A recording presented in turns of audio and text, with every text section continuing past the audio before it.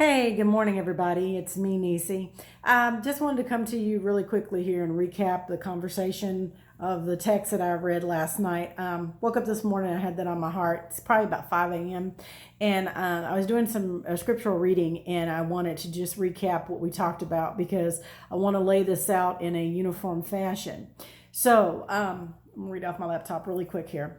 Recap last night's video. We discussed the Anunna and the multiple, also known as names for the Anunnaki that are known all around the world, the AKA names.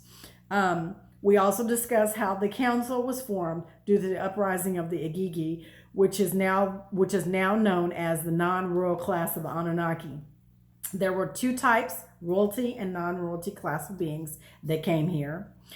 We discussed three key characters: Anu, which is the Sky King god, which as you've read, or I read in the ancient text, that he went back up to heaven.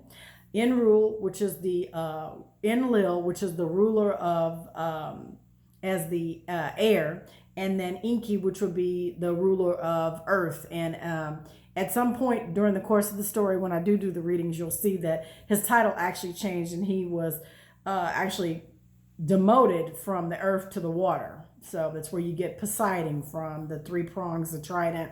That'll come in a later time. I'll explain that. So these brothers, Enki and Enlil, were half brothers. And even though Enki was older than Enlil, because of who his mother was, he was not in line to rule for their planet, their governing planet, okay?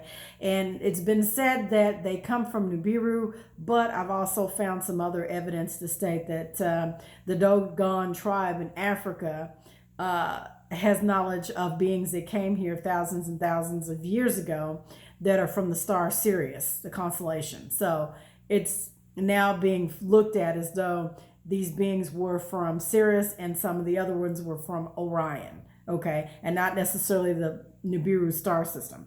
We'll discuss that at a later time. We learned that they agreed during the meeting, the council meeting that they called, that a god would be sacrificed in order to create a primitive worker because of the uprising of the Iggi, which would be us, the creation of us, would be to set up on Earth here in order to mine the resources of the planet. Because the Iggi, or the Watchers, had been doing this for over 3,000 years, they were tired. So that's why this setup comes into place where they had this uprising and they go to Enlil's home. Now, you read the story, you will find that the god was sacrificed, which is, I didn't discuss this, but the leader or the god that was sacrificed was the sergeant or the leader of the Iggi that rallied them together to go to Enlil's home. That key person was the one that was sacrificed. Didn't read that last night in the story, but I wanted you guys to know. And I can pinpoint it, give you book, chapter, and verse where you can read it. We learned that the Watchers or Iggi were tasked to watch the procession of time with regards to mankind. As per the zodiac signs in heaven, as per Anu, there were 300 of them that were set up to do this task. And we learned that these beings ruled or had a kingship based on the zodiacal procession, which reigns or lasts 2,160 years. And we also learned that there was a disagreement or argument that split the council in half when it came down to how mankind should be ruled. And the procession of Aries to Pisces was where they learned to hack the dimension and the procession and go around it, circumvent the kingship that was set up and keep us in darkness longer than what we should be. Now, so with that being said, I've come to you all with the findings or with the readings to let you know our history and what it states in ancient text. And there are no theories or no assumptions. That is what is written in those books. That is what has been translated. And that information has been suppressed by our leadership. Okay, so once you study further, you will get the entire picture that these beings never left. And in fact, they started having children. They appointed their children, and that's why there are so many versions of the story around the world in all these ancient texts, and why there's so many different languages and religions. Interesting enough, as time goes on, as we do the readings, you will see that I will show you that this is where the Islamic Christian and Jewish faiths were founded from. It was one particular being, Ea, or known as Enki. His son Marduk was tasked with watching over one family, Abraham. Now, we fast forward today, we don't call him Abraham, we call him Abraham. And the Abrahamic the Abrahamic faith or following is based off the Abrahamic teachings is based off of Abram, okay? And God of Abram in the Bible, I will explain all of that at a later time. But that is where you get these faiths from. Christianity, Jewish religion, and also the Islamic faith all stems from Abraham. And it comes from the kingmanship and the leadership during the time of the zodiacal changes. And I'll link that everything together. It will make sense to you, okay? What I did not talk about was that these beings are where these beings are from, and I will cover that in a later video as well, because so my goal is to get you to understand that we are conscious beings with free will, and we have a choice to follow the powers that be that control a certain narrative, or you can investigate and research these things. Everything that I'm saying, you can research it for yourself in order to make this world a better place for the future generations.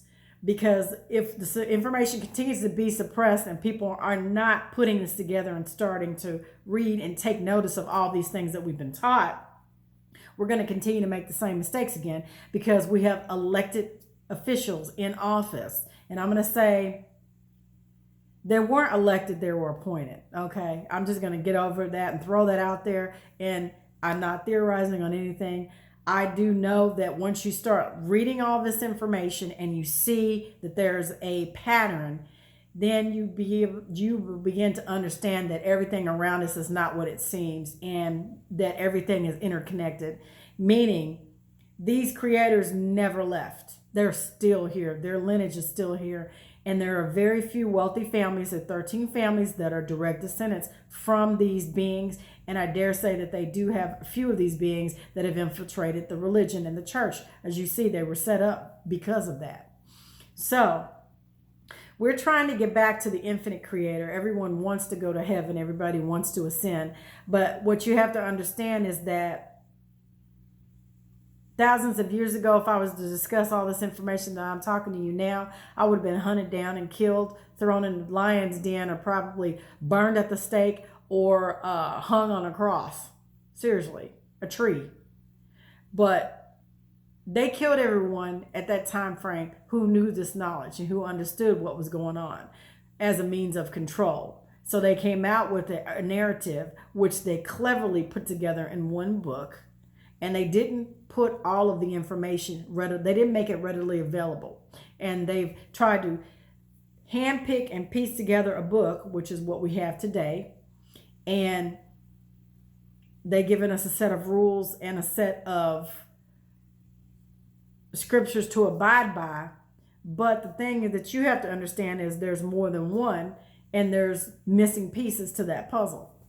So what I just wanted to do is recap what I talked about last night, and hopefully I've shed some light on that with you guys. And all I'm going to say is you can research everything that I'm saying. You don't have to take my word for anything. You can do the research yourself. And if it's something that you want to do, great. If not, you want to continue to watch these videos or not, it doesn't matter.